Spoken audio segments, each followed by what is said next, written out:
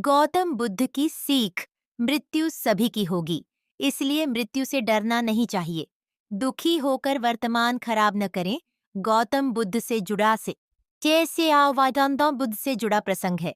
गौतम बुद्ध जीवन में सुख शांति बनाए रखने के लिए सूत्र बताया करते थे। वे रोज अपने शिष्यों को उपदेश देते थे। काफी लोग उनकी बातें सुनते थे। इस वजह से लोगों की उनके लिए आस्था भी थी। एक बूढ़ी महिला गौतम बुद्ध को बहुत मानती थी। एक दिन उसके बेटे की मृत्यु हो गई। बेटे की मृत्यु पर माँ बहुत दुखी थी।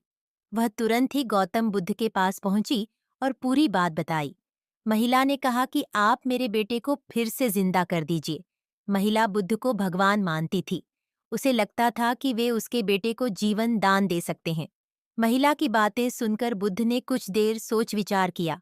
सोचने के बाद बुद्ध बोले कि इसके लिए तुम्हें गांव के किसी एक किसी एक घर से एक मुट्ठी सरसों के दाने लेकर आना होंगे। लेकिन एक बात ध्यान रखना, घर ऐसा हो जहां कभी किसी मृत्यु नहीं हुई हो।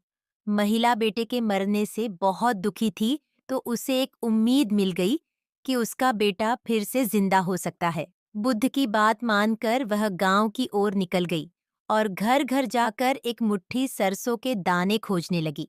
महिला घर घर जाकर पूछ रही थी कि अगर इस घर में किसी की मृत्यु नहीं हुई हो तो मुझे एक मुट्ठी सरसों के दाने दे दो।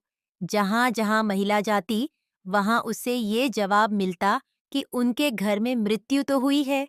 किसी के घर में पिता, किसी के घर में माता, किसी पत्नी, तो किसी के पति और किसी की संतान की मृत्यु हुई थी। पूरे गांव के एक एक घर में महिला ने सरसों के दाने मांगे, लेकिन सफलता नहीं मिली। अंत में उसे समझ आ गया कि बुद्ध ने उसे ऐसा करने के लिए क्यों कहा है। महिला समझ चुकी थी कि मृत्यु अटल है और सभी को एक दिन मरना ही है। जब वह बुद्ध के पास लौटकर आई तो उसका मन शांत हो चुका था। बेटे के मरने का दुख था, लेकिन उसकी